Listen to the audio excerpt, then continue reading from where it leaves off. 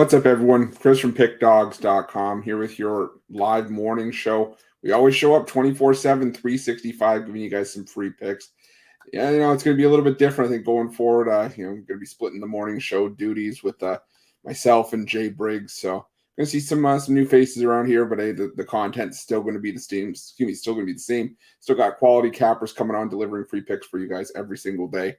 And today's going to be no different. We're going to see who pops on the show. We got a few cappers lined up, a few cappers in the green room already, and hopefully a couple more are going to pop on. I know Jay Briggs in Mexico right now, so he's going to try to go for the morning show tomorrow, but we'll have to see how that goes. I'll tell you, I was on a cruise and it was extremely difficult to find the service or to be able to do anything. So, and I can already tell you, no Bryce Harper sighting on the show today. I heard his house got egged by somebody, but I don't know who it was. So we'll have to see if there's a statement from him coming out after the fact. But anyways, we'll start things off. We'll bring on Rod to talk about a game that I was really intrigued by and could hear his opinion on. Rod, how's it going?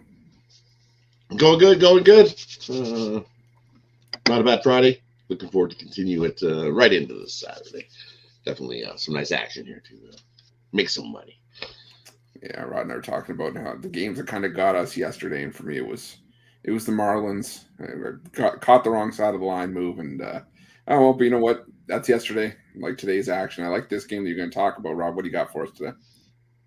Yeah, we're going to head to the Orioles taking on the Cubs here, and you look, the Cubs got the winner in Game 1 with that hot offense. Holy man, they've been rolling with the bats. But we're going to check out the starting pitching matchup in this one first, and we look. Kyle Gibson gets a start for the Baltimore Orioles, and hey, he's been solid this season. 8-3 with 3.9 ERA and a 1.3 WHIP. And on the other side, Justin Steele is making his return after missing a couple games there with shoulder injury issue. Bouncing back into this one. We've seen when he left those last two games that he pitched, he definitely was having issues. So hopefully that's all squared up, and I think it is because he was solid to start the year. 6-2 with a 2.65 ERA and a 1.06 WHIP. And you look at Steele, he's solid at home. 4-1 with a 2.43 ERA and a 1.16 WHIP. And the way that Cubs bats have been rolling right along, you look, what have they scored? 10 runs, 11 runs, 7 runs. They've scored 48 runs over the last 4 games. Holy, is the offense hot. And you know what? I think it continues here because you look over those last 5 games, this Cubs bats, they're batting over 350 versus 336 versus right-handed pitching. And I think it continues here. I think they're able to get the Gibson, and then you look when it throws it to that Baltimore bullpen over the last 5 games. It's been scary for the Baltimore bullpen. They're sporting ERA up over 8. So for me, the Cubs bullpen, it's sitting at about 3. So after Steele comes out, I don't know how long leash he's got. He usually goes about 5 innings, and I figure that 4 or 5 innings and throw it to the bullpen. Who's the bullpen, Chicago bullpen over the last few games, sitting at about a 3 ERA. So kind of going to continue these hot bats with the Cubs and take the Cubs here to continue winning.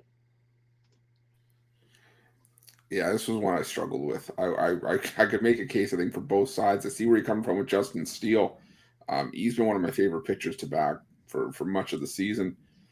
I don't know. Kyle Gibson's just like that bug that never goes away. I mean, you think that he's going to get lit up. I mean, we've seen Kyle Gibson in the past. Look at last year, 10 wins, an ERA up over 5, and that's normally what we see from him.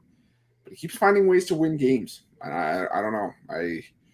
I struggle with it. But then, like you said, the Cubs offense seemingly come out of nowhere. I mean, this was a team that looked dead in the water. As recently as like a week, 2 weeks ago. And now, like you said, 38 runs in the last 4 games.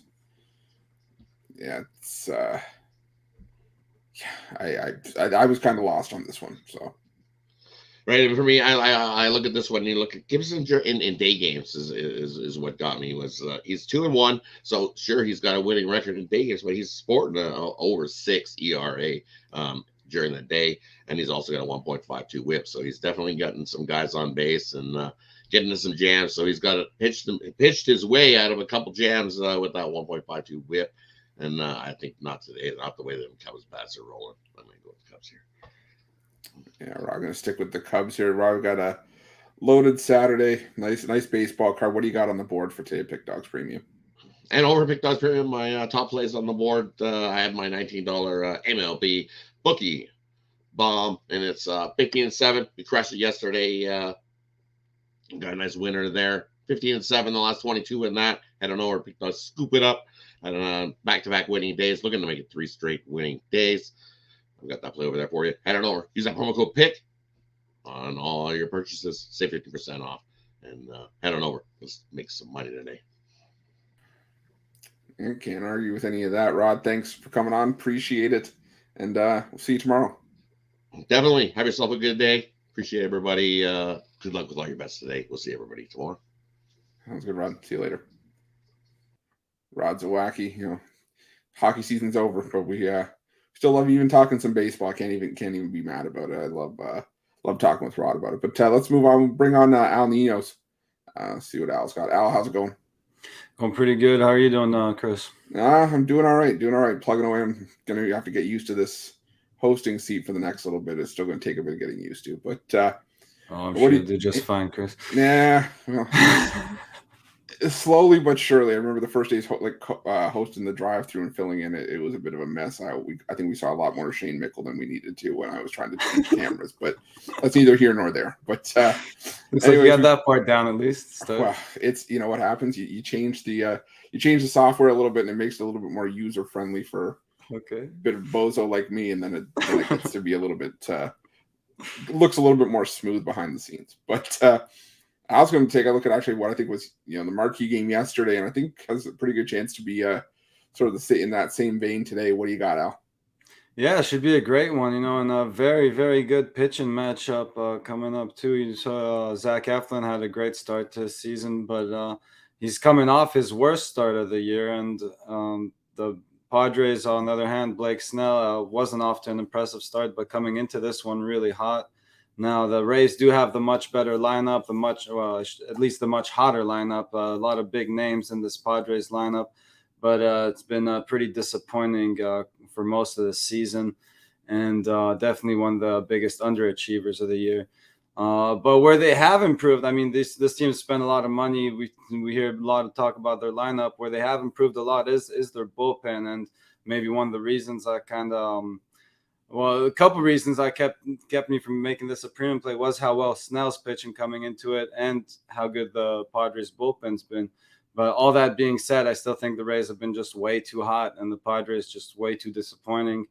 And as good as Snell's been and the Padres bullpen, I think that just give us plenty of great value on the Rays. So I'm going to take a shot with the Rays here. I think we're just getting some good value on them. It's the hottest team this year, and I think they stay hot here. Yeah, this was another tough game. Again, I probably didn't go anywhere near for the premium side, but yeah, I think it's going to be a good one. My only concern with the Rays was that Eflin's ERA balloons on the road at home at Tropicana Field. He's been really, really good. So I think 7-0 with an ERA under 2. But you look at the other side, like I said, Blake Snell pitching really well, but I mean, 3-10 the Padres are as a team in his 13 starts this year. And I mean, he's given up 1 run or less in 4 straight, and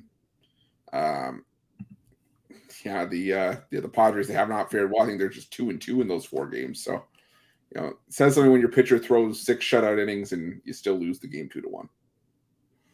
Yeah, I mean, it's tough to win ball games that way. I mean, and especially when you have a lineup like that and you come out as a pitcher and then pitch that well, it's got to be got to take a toll on you not to come out with the win. But yeah, I mean, that's the way it's been for the Padres this year. Still some time to turn things around. They have the talent to do it, but they still have to do it. Yeah, they definitely do. We got Al on the Tampa Bay Rays here. Al, what do you got going over at Pick Dogs Premium today? I got 4 plays in all. Got my $19 Grand Slam. I got 2 other plays up there sold individually as well. But again, your best way to go is getting one of those long-term 2-for-1 capper passes. Yeah, definitely long-term. Great way to go over it at Pick Dogs Premium. But Al, thanks for coming on. Appreciate it. Appreciate you joining me today. And yeah, we'll see you tomorrow. Yeah, thanks for hosting us, Chris. Always a pleasure. All right, Al Ninos. over at Pick Dogs Premium. Next, we'll move on and bring on Ron Romanelli. Got Ron's rundown. A great day yesterday on the rundown from what I'm seeing in the comment section. Ron, how's it going today? Hey, Chris, how you doing? Good morning. I'm doing well. How are you doing? I'm doing as good as I can be. Yeah, especially with a great baseball card like this today, and the game that you're looking at, a team I've been excited to watch a lot. The Cincinnati Reds going on, Yeah. and what do you got going on today? Yeah, Cincinnati back to 500 now. The first time since they were 0-0, I believe. But this Reds team's playing good baseball. They brought up a lot of guys from the minor leagues, some of their prospects that were highly touted prospects, guys like De La Cruz, but other guys that have really stepped it up that not a lot of people expected to. But I think this is a pretty beneficial starting pitching matchup. Originally I was looking at this game and I was leaning towards taking the Reds in the full game. And I still like the Reds to win this game in the full game, but I think the better play would be the first 5 innings, because that's where I think that the Reds have their biggest advantage. The bullpens, I do think Houston does have the better bullpen. So if this is a close game late, I could see Houston eking out a W, but you are still getting a really good price on the Reds full game. I look at Brandon Bielak. You look at his numbers. He's got a 4.01 ERA this season. He's been decent in the role that the Astros have needed to play in. I mean, when Luis Garcia went down, a guy going into the season was one of their top 3 arms in the rotation. Bielak had to step up and get a lot of innings, and he's continued to pitch a lot of innings. He had 42 2/3 already. He's definitely going to have the most innings pitched this season in his career in any single season. But you look at that 4.01 ERA, and then look at that 6.36 expected ERA, the 5.55 FIP. You do expect some regression to be in the near future. And you look at the StatCast numbers, they're also not very good. I mean, he doesn't really earn a lot of strikeouts. His chase and whiff rate aren't great. He gives up a lot of sharp contact, bottom 2nd percentile in hard hit percentage, bottom 4th in expected slugging. So, I do think he has been one of the more fortunate starting pitchers this season. Facing the Reds team that's hit lefties better than righties, but, they're just doing a good job offensively in general, playing very situational offense. And Hunter Green, I think, is one of the best options the Reds have in their rotation this season. I mean, he's got 12.97 Ks per 9, so he misses bats. Yes, he does give up the occasional home run. That's been the issue in his career so far, his young career. But a 4.01 ERA and even better 3.57 xFIP, 3.5 expected ERA. I think he's good enough here to give the Reds 5 good, strong innings, and I think the Reds bats are going to back him up early on in this game against Bielak.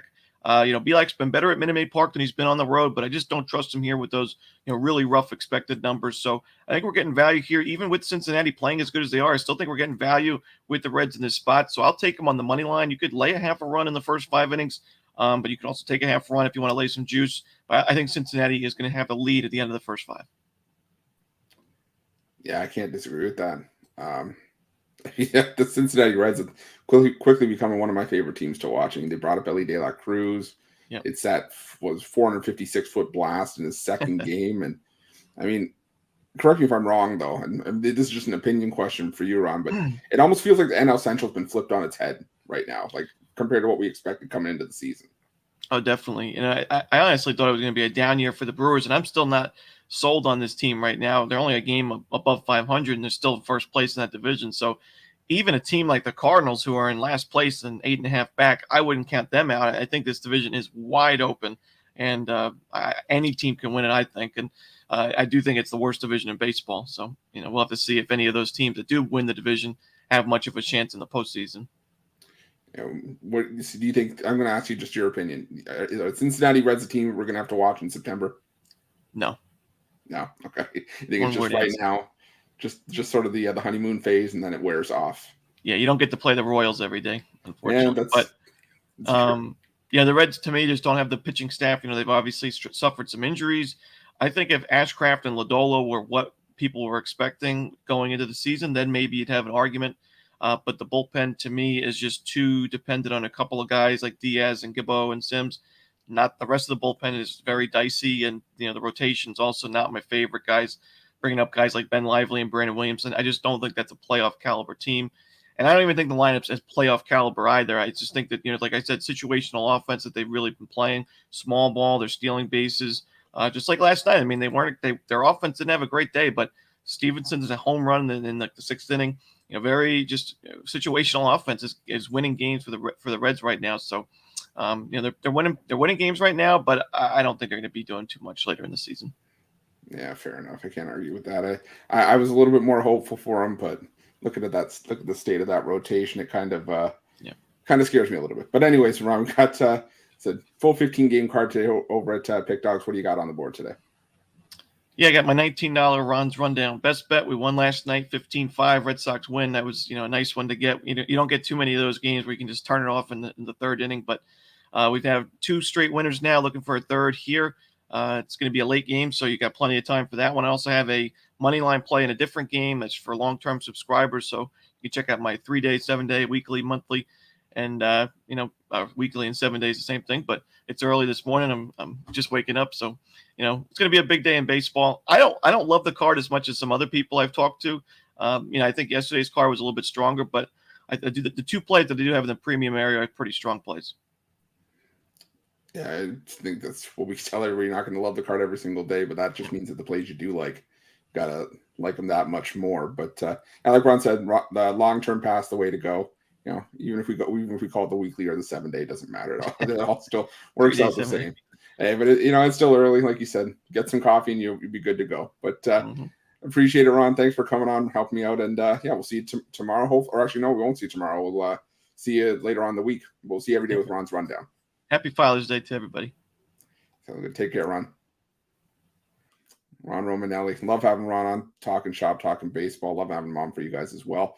And move on, and someone I get to finally work with for the first time. I'm going to bring on Eric Pathy.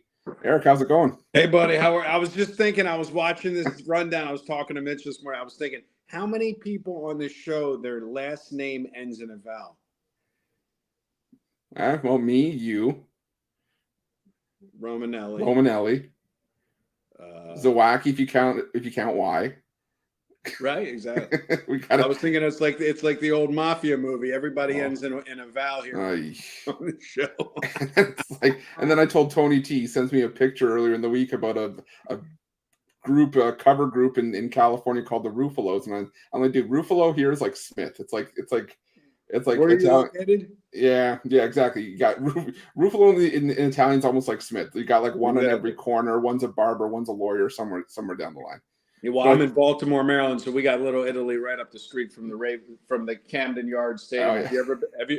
Are you a traveler of stadiums? I know a lot of my friends, they not gamblers, they'll try to hit every stadium. Are you one of those guys, or you're not really? Funny enough, you ask. Last summer, I went to see an English soccer exhibition game that was at M&T Bank. Nice. And I stayed at the Lord Baltimore. I'm trying to remember where it was. There was a crab shack on the right on the street right by the right. I can't remember where exactly it was, but so what did you think of my town? It was beautiful. Beautiful. Loved how everybody loved. It's funny. We're from here, so all we get is that's where the Wire is. So that's all I get my entire. I fly to Vegas and they go, Baltimore like the Wire. So it's not like it's that's TV. It's sensational. But talking about Baltimore, I was looking at losing streaks here. I don't know if you're aware of this. I've been discussing this with Mitch. Yeah. I've been listening to you guys for weeks, and obviously I'm not a handicapper. Mm-hmm. I'm not into the stats, the trends, the ERAs. My 18-year-old's off camera. He knows more in his pinky about players and teams and trends than I'll ever know at 50. But what is interesting is that they won the World Series when I was 10 years old in 1983. And then in 1988, they had the second longest losing streak. They lost 19 games in a row, consecutive losing streak. And here we are in 2023, and they're the most profitable team in baseball, not only this year, last year. But here's what's interesting. Last year, as you know, they were dogs almost every game. Yeah. This year, after yesterday's loss, they're 26-7 as a favorite, and they're 17-18 as a dog. So they're actually under 500 as a dog this year, which just to show you the line makers have really adjusted on this team. Yeah, I think that goes with just certain teams. Like there's I know this year there are teams like the Cubs, the Reds, even the Nationals earlier on, where there was that stigma that all this team does is lose. Right. And they're not going to get that respect. And then all of a sudden you had, like we were talking about with Ron just a minute ago, the Cincinnati Reds were all of a sudden at 500. And It's nuts. But that's something I did want to ask you about. It is our first time talking on a live show. And I've been looking forward to it. I know you're not a handicapper necessarily, just go by what you hear. How do you get the info? Is it just like long-term contracts? So basically, my story is pretty well known, and Mitch is aware, and I don't want to bore you. And he said, I have to, I can't filibuster the show. I've been doing this since I got hired by a gentleman that's passed away. His name is Larry Ducart. He was basically originally a horse handicapper, because we're 5 minutes from Pimlico Racetrack. Yeah. And he used to make his own line prior to you being able to just open the paper or go onto the computer and get a line. So he was a line maker, and he had bookmakers across the country subscribing just for the line. Back then, it wasn't just selling picks. It was actually, you could be a bookmaker in Cherry Hill, New Jersey, and your line on a game could be 6, and then you got a guy in Manhattan, his line's 9 on the same game. It wasn't like we had this national line. So I answered an ad for him when I was 15 years old. It said, "Do you like talking about sports? Earn $500 a week." It was a little business card. And I rode my skateboard up there, and long story short, I never left. So he was a professional gambler. He passed away in 2006, and I basically took over the operation. But, it's very unique in this industry to be in the same office, in the same location from 15 to 50. And I've never had another job. This was like a completely freak thing. And I came in from the non-fan side of it, watching the analytical side of it. You can Google people all these people are passed away and gone. The Kosher Boys, the Computer Group in the 1980s. All these guys were affiliated here in Baltimore, Maryland, because Baltimore has always been obviously a big gambling town because of the horse racing, even though I'm a horrible horse handicapper, but that's a whole other story. So basically, I never came into it from a handicapping point of view. And then as the years progress, and as you see this industry has exploded, you see everybody's, doing their own traditional handicapping, but I'm not a fan. It's very interesting. I'm not a fan. I don't watch games. My son's laughing off camera. I mean, he is obsessed. He does the fantasy in football. He does he all in. And we have guys in my office that are just all in. I don't know if you have children, but he is all in. He's actually not a bad line maker. I should give him a job. But I just don't enjoy watching games, because I think I was tainted getting the job at 15, that it was just like watching a stock on the board, if that makes any sense. Yeah, no, it definitely does. And I'm not saying I take him to Raven games. I take him to Oriole games, but I'm not, for me, the panache of sitting at the end of your chair, watching the last play of the game. I'm so over it, man. Yeah. And I love the passion that you guys have of watching the games and watching the sports. And I know Mitch watches the sports, and I've had this conversation with Mitch and a lot of sharps around the world, which is that ironically, most of the guys that run these large betting syndicates, you hear that mysterious term all the time. They're the quant guys that couldn't name a player, would never turn on the TV. I walk into some of these offices in Vegas, and they have these rooms, and they just look like stock trading floors, and there's no TVs. Yeah, it's crazy. Yeah, it's nuts. I know what you mean. Do you get into live wagering? Because I have been in some rooms where now they are bringing in the TVs, and they're live wagering in real time, which is a whole nother way out of my scope. Yeah, I really have only been betting on half times and stuff like that. The main markets where I hit it is soccer, but other than that, me and you got to talk off air, because I had a guy in Portugal a couple years ago. You probably know the guy, and he's from Canada, and he moved to Portugal, and he was giving me. Ran a very large soccer syndicate, and he was giving me games. mm-hmm. The time, I would get him at weird times, obviously, because they're 6 hours ahead, same as London, and he went on this tear, we're probably talking 2015, 2016, where it was literally, he couldn't lose a game.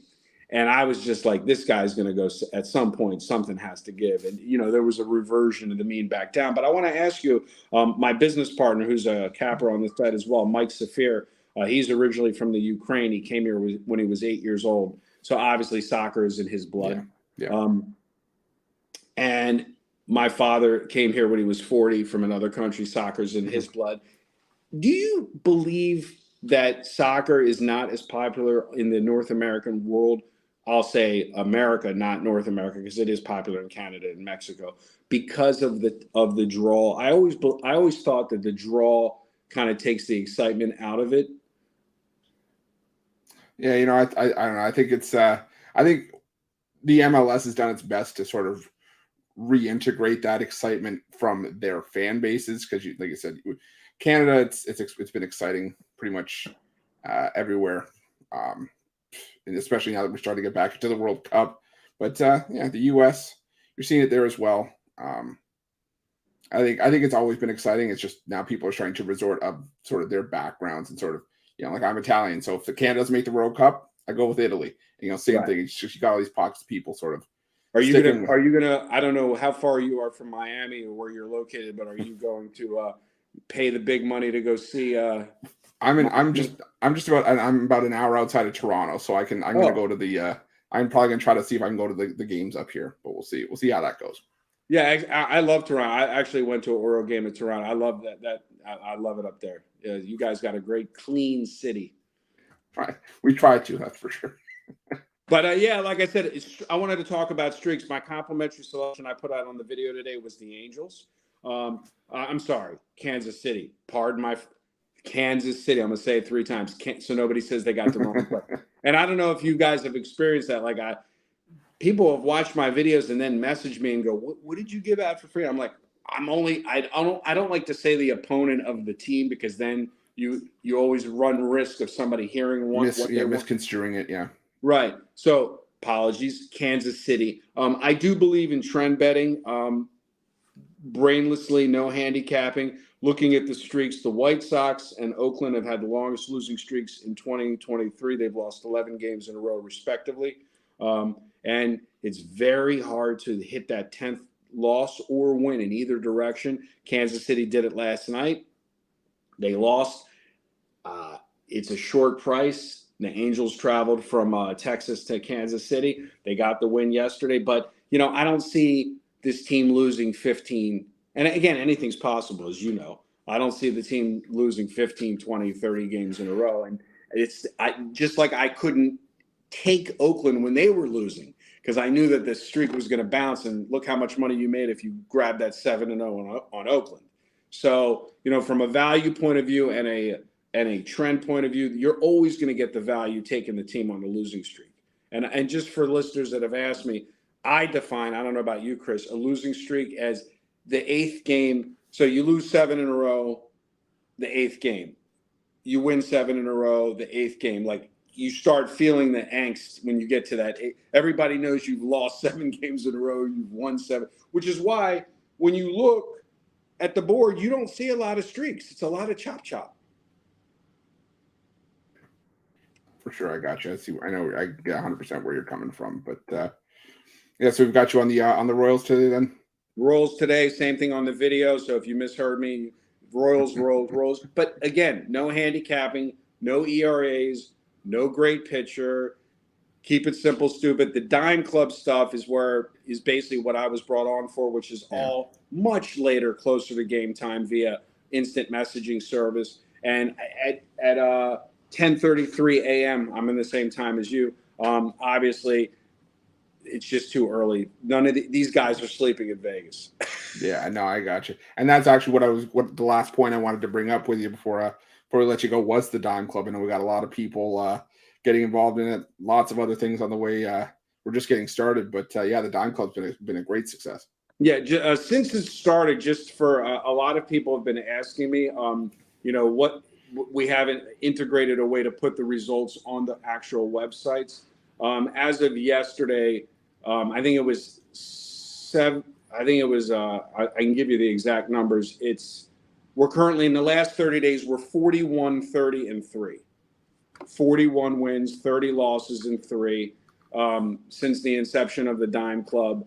And so again, you just like Mitch says, nobody's going to win every game. It's impossible. Since we've started, we are 73, 60, 60, and 5 in the last 30 days.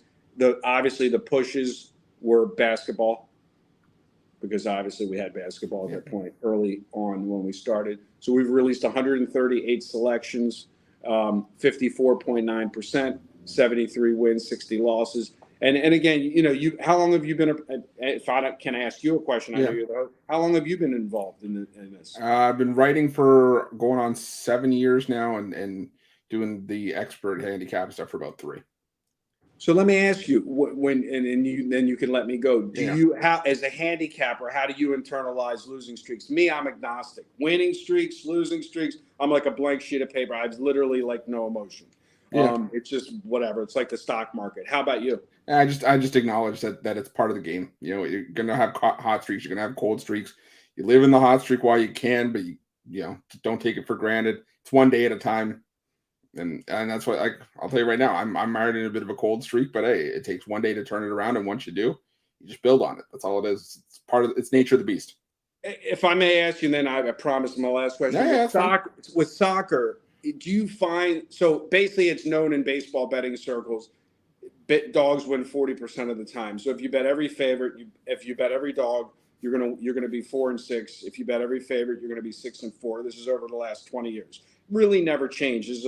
It'll go from 42% down to 39%, but it's always basically. So my strategy 99% of the time is to only bet dogs. Is that equal in soccer, or because of the draw? Have you run the numbers where there's much more value on the dogs than the favorites? No, I haven't run numbers in depth like that, but just from my personal experience, where I get the most kick is actually playing the draw, because I find that there's. What about the plus half or plus one? The plus on the draw, you win that as well. Yeah, I know one of our handicappers on the website, Gorn. He specializes in soccer. He plays a lot of the quote unquote the Asian lines on any book, which is like the plus a half, plus one. Right. I go for the big plus money payout with the draws a lot of times, just because there's something exciting to me that where you get paid if nothing happens. If you get a 0-0 game, you still get paid. So right. Then that's kind of where if a team's behind, they play for the draw sometimes if that's the only option they got. So the guy in my office, Mike, it's like he would he says you can never because of extra time. There's never I got this and I got this. It's like. The minute it goes into extra time, it's like reset. I can lose this. I can lose this. Right. 100%.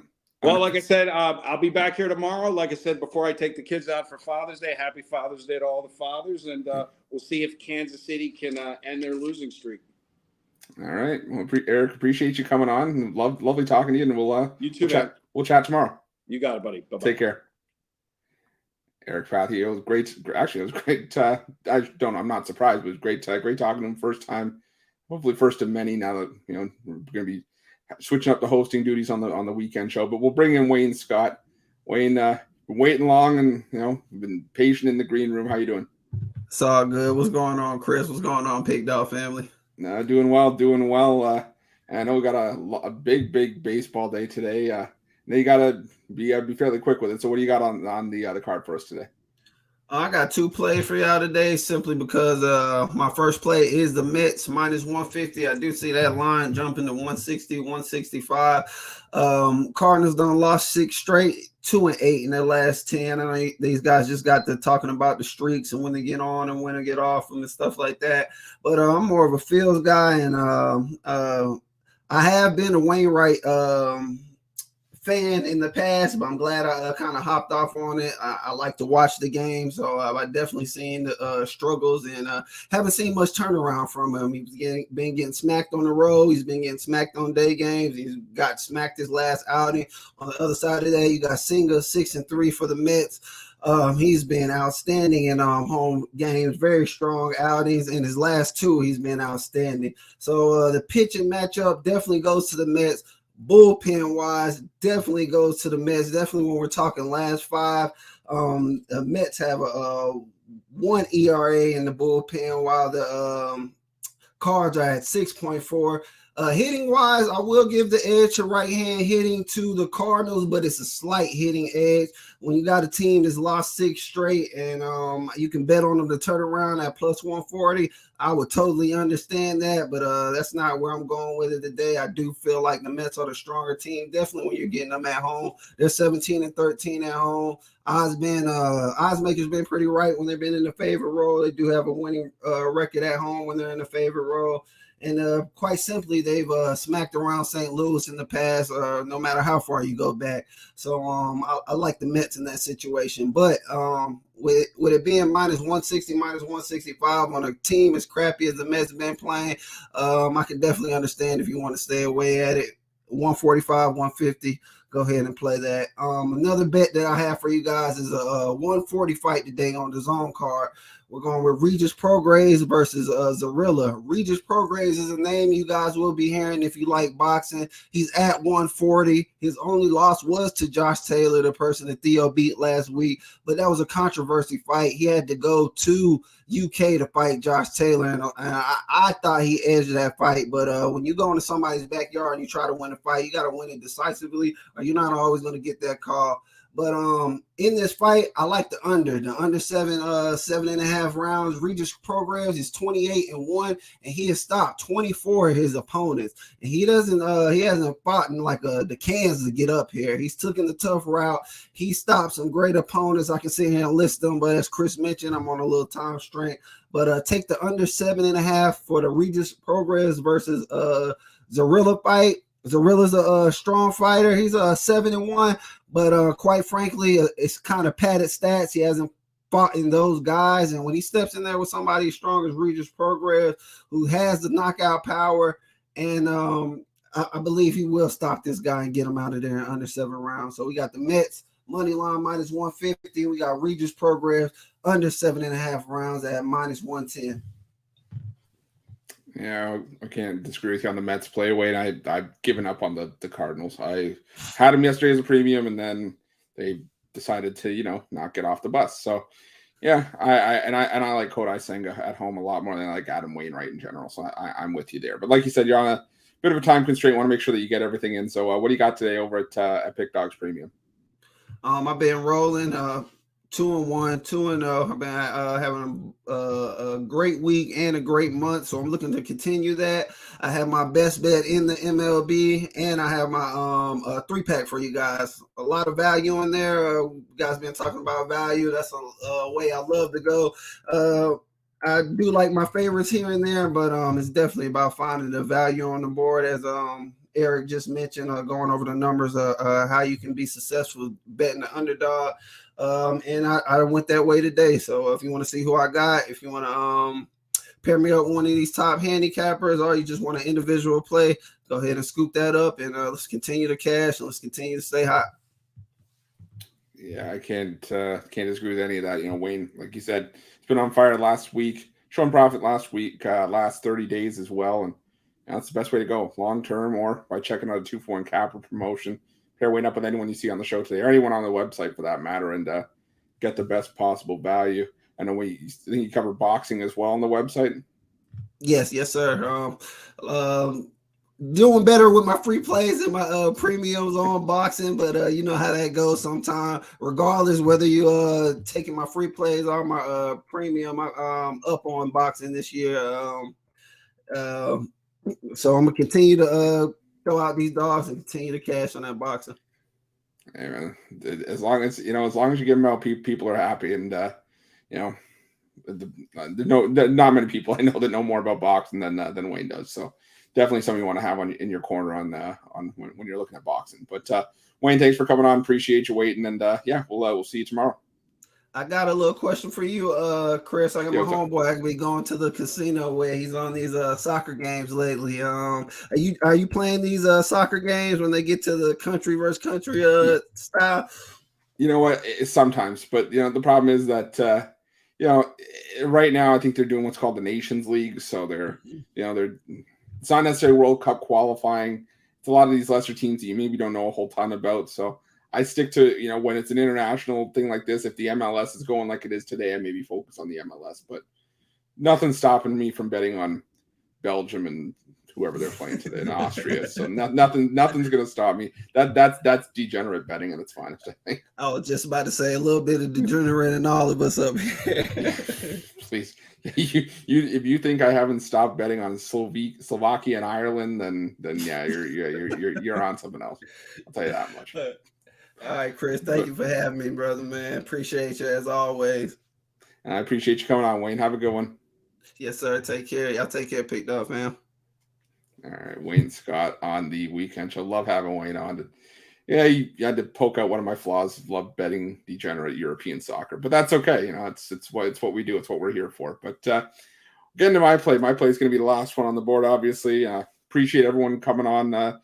All the cappers coming on, help me out today. Love talking with everyone, and appreciate all of you for tuning in and making this fairly easy sailing for me. And my first time hosting the weekend show in a little while. It's probably going to be my first of many going forward as well. So, but my play today is going to be on this matchup between the Marlins and the Nationals. And, for me, Jake Irvin starting for the Nationals today has been one of the bigger liabilities in this Nationals rotation. He's given up 4 more runs in 4 of his last 5 starts. The Nationals just not having a ton of success with him on the hill. They've actually lost Irvin's last 5 outings.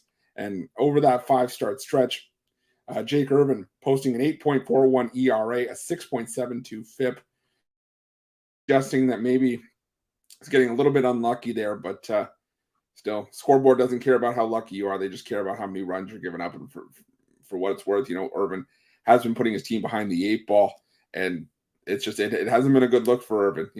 The Nationals have given up 8 or more runs in each of those 5 outings, and they've lost by a minimum of 2 runs in each. So I'm looking at the Miami Marlins here. I like Braxton Garrett.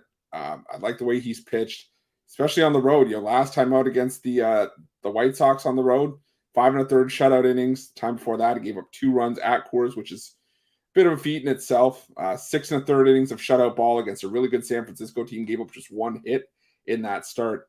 I think that the Marlins have the starting pitching edge here. I think they have the edge on offense. I think they have the edge in the bullpen as well. I would go with the Marlins on the money line here. I know the price is rising around -165.